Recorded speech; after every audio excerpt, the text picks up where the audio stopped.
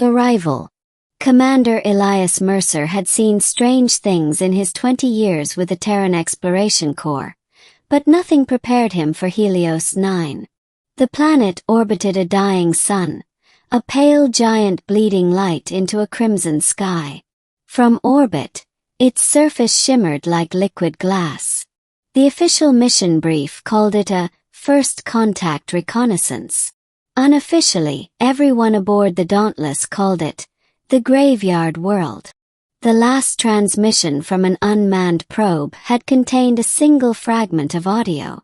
A woman's voice, soft and resonant, whispering in Terran standard, "You shouldn't have come." When they landed, the sand sang. Every step Elias took across the obsidian dunes created a faint hum, as though the planet itself were alive. The air shimmered with static. The team's comms crackled despite perfect calibration. Elias ordered everyone to maintain radio silence. He'd learned long ago that fear spread faster than contagion. They found the ruins 2 hours later, towers of black stone curving toward the sun like the ribs of a dead god. In the center stood something that didn't belong. Figure.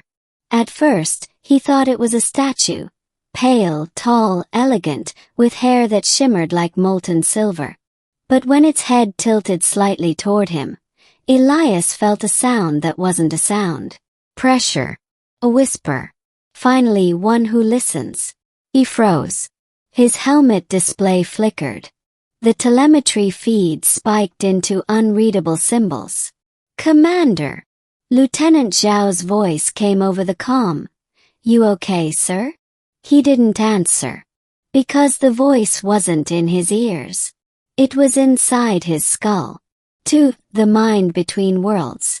Her name, or the closest human approximation, was Aelira. She didn't move her lips when she spoke. Her words slid directly into his mind, each syllable laced with an emotion that wasn't his. "You are loud," she said. "Your mind burns like a sun."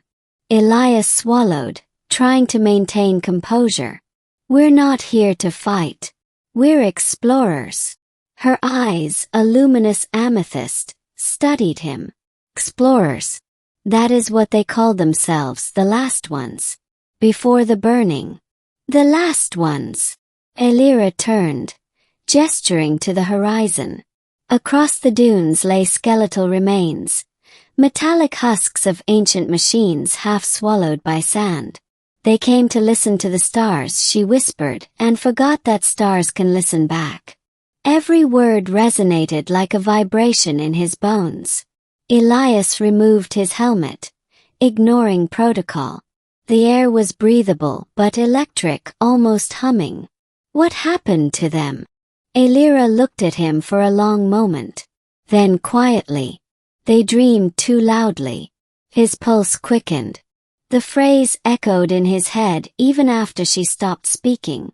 When he returned to camp, his crew noticed the change immediately. He was distracted, haunted. Every sound seemed amplified. Every flicker of thought, every emotion from the others, he felt it. Zhao asked if he was okay. Elias just nodded. But deep inside, he already knew the truth. Aelira had opened something in him. And it couldn't be closed. 3 echoes in the static. By the 4th day, communications with orbit were severed. The Dauntless reported interference from unknown energy bursts originating from the ruins. Elias didn't tell them what he suspected. The interference wasn't mechanical. It was psychic. At night he dreamt of her. Of a sea of glass beneath twin moons.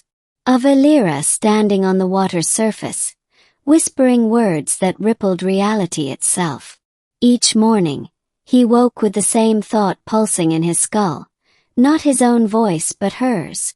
"You are learning to listen." His crew began to notice phenomena too. Voices in their dreams, whispers during static bursts. But only Elias could hear her clearly. When Zhao confronted him, he snapped. "You think I'm losing it? You didn't hear her. You didn't feel her. Zhao's expression hardened. Commander, you're not acting like yourself. If this planet is affecting your mind, we need to pull out. Elias hesitated. No, not yet. She's trying to warn us about something. He turned away before she could see the blood trickling from his nose. For the resonance field. Aelira appeared again at dawn, standing at the edge of the ruins. This time Elias wasn't afraid. You carry the song now, she said. Hums within you. What are you? He asked. Some kind of telepathic species. Her head tilted slightly. Telepathic. She seemed to taste the word. We are what remains of the resonance. We once sang with the stars. Now we are their echoes. Elias frowned. And your people, where are they? Burned out by minds that could not quiet their fear. Your kind is approaching the same threshold. You mean, humanity? She nodded. You reach into the void, shouting for answers. But the void is not deaf, it listens. He shivered. Then why are you helping me? Her gaze softened. Because you're still whispering, not screaming. For a long moment neither spoke. Then Elias asked, Can this, whatever's happening to me, be undone? Once the door opens it cannot close. But you can learn to carry it. Before he could respond, his earpiece crackled with Zhao's voice. Urgent, terrified. Commander! The ship's reactor, something's wrong. Energy surge. Elias turned to run. Aelira's voice followed him like a breath of wind. The sun remembers. Hurry. V collapse. The sky above the camp was burning. The dauntless orbiting reactor had gone critical, bleeding light across the atmosphere. Zhao met him halfway. Panic etched across her face. It's feeding off the interference. The reactor's drawing power from the planet itself. Elias froze.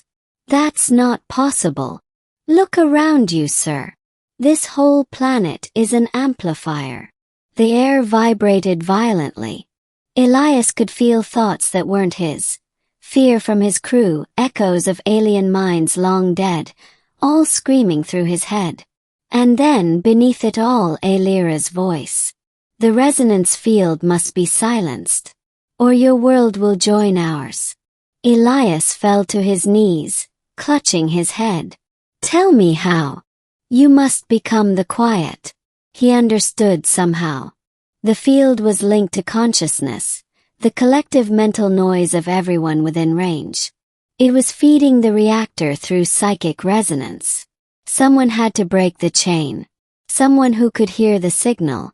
Someone like him. 6. The threshold. Elias ordered an evacuation. Zhao refused. You're not staying behind, Commander. We can fix this. He cut her off. No, you can't. The field's key to me now. I started this. I'll finish it. She grabbed his arm. That's suicide.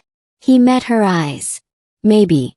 But if I don't, Earth is next. Zhao hesitated, then finally saluted, tears streaking down her face. For what it's worth, sir. You were the best of us. He smiled weakly. Keep it quiet up there, Lieutenant. She didn't understand the joke until much later. The ruins pulsed with light as Elias entered. Aelira stood at the center, her form flickering between human and something else. Something made of starlight and sound. Came. Tell me what to do. Let go of your thoughts. All of them. The noise. The fear. He took a deep breath, lowering himself into the glowing sand. His heartbeat echoed in the air. You are not the first to try, she whispered. But perhaps you are the first to listen. The world around him vibrated as he reached out. Not with his hands, but with his mind.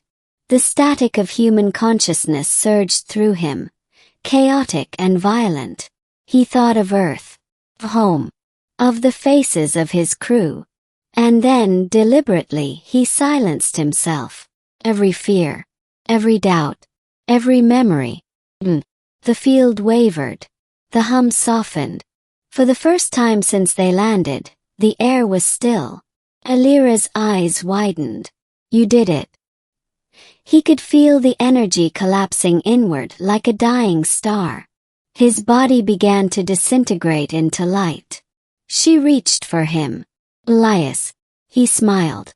Loud and clear, Aelira. And then he was gone. 7. Aftermath. When the Dauntless finally re-established contact with Command, 3 days had passed. The resonance field had vanished. The atmosphere stabilized. The ruins no longer hummed. Zhao led a recovery team to the site, but there was nothing left of Elias. Only a faint indentation in the sand and a lingering vibration, almost like a heartbeat. She stood in silence, listening. And for a brief moment, she thought she heard his voice. Keep it quiet up there, Lieutenant. She smiled through her tears.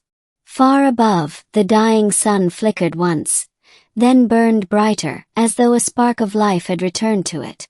The whisper beyond. Light years away, in the quiet of deep space, something stirred. A faint signal, encoded not in radio waves, but in thought. It carried one message, endlessly repeating through the dark. We can hear you now.